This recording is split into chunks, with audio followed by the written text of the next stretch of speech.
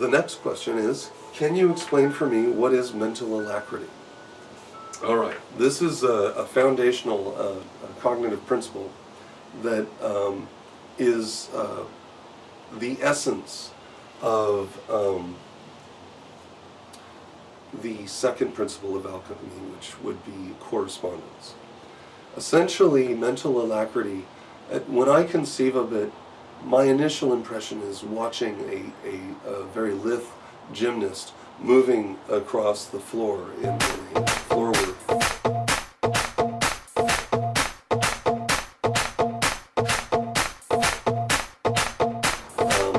Over any number of obstacles in such a way so that they are able to clearly and cleanly navigate, because they understand the relationships between the different things that are there.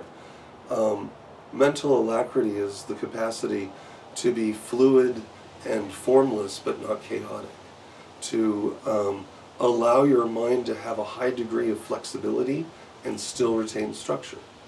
Mental alacrity, it calls for you to be both vaporous in your thinking, where you are able to transmit your thought in as many directions as possible in search of relevance and connection, and at the same time be centered, be capable of not losing yourself amid what you may perceive are connections which may or may not exist.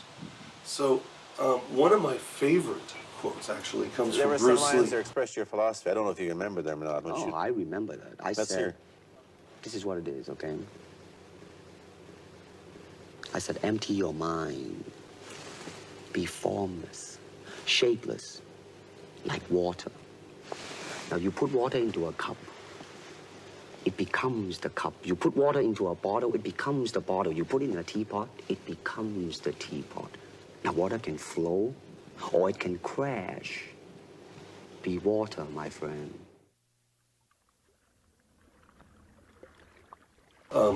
Bruce Lee, he talks about being water. And that's it. That's mental alacrity, right there. Bam, be water. He says, when you're in the cup, and then when water's in the cup, it becomes the cup. When it's in a glass, it becomes the glass. If it's in a bucket, it becomes the bucket. Water can flow or it can crash, right? You want to be water. And the beauty of the idea of being water is that esoterically, it also ties you back to a surprising degree of physical relevance. Because water has other principles too. Water gives us a sense of conveyance. By being water, it allows for you to be the gate through which new thinking can be transmitted. Just like a baby is born from the breaking of waters in the womb, new thinking erupts in the same manner, where through alacrity of thinking, through being willing to move, to flow, to dance around ideas, to allow an idea to just sit there, and just sit there like a little globe and just hang out there and leave it there, not touch it, and just let it hang out there until you realize that there's context. That's mental alacrity. It's more than just flexibility in thinking. It's far more than just flexibility in thinking, because mental alacrity incorporates a willingness to objectively appraise everything you know from moment to moment and test it and push it and ensure that what it is that you wish to convey or communicate is accurate to the level of your understanding, and that you always strive to acquire more knowledge, more of those little balls up there in the air, acquire more of that so that you can have greater context.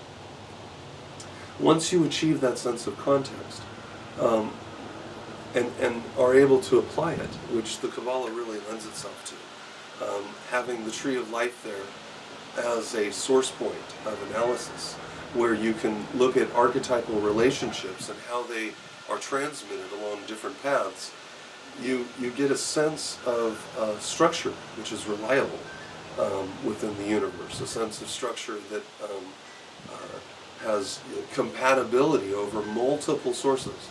And having a tool like that enables a higher degree of mental alacrity. Recognizing that things need to be observed from multiple perspectives, which was why I did the video, the up-close video of the different three-dimensional geometries. I was asked recently, so what? Now what? So what is, now you have a actual physical structure wherewith you can place your imagination and do some comparison. You can look and see and recognize that these elements that are represented artistically in multiple ways, all of the while maintaining a lovely consistency with sacred geometric forms. Mental alacrity allows you to move through that meditations video on the Shekinah, or the Star of David in the cube, and work your way through and realize, oh my gosh, this literally is like that South Park episode, you know, the Go God Go 24 or something, where the otters and the humans, you know, they're all atheists and they're all arguing about it, but the real core argument is, what are we going to call ourselves?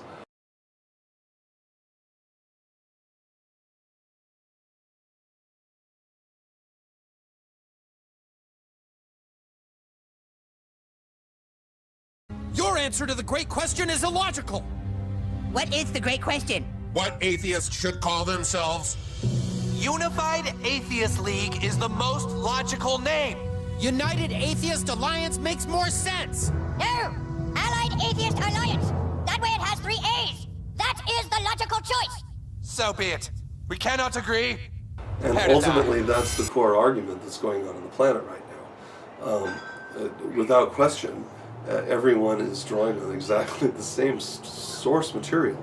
The humor in it actually is that, as is often the case, the vast majority of the people out there are interpreting what is being taught on a literal basis, when those that actually are doing the teaching understand that it is far more.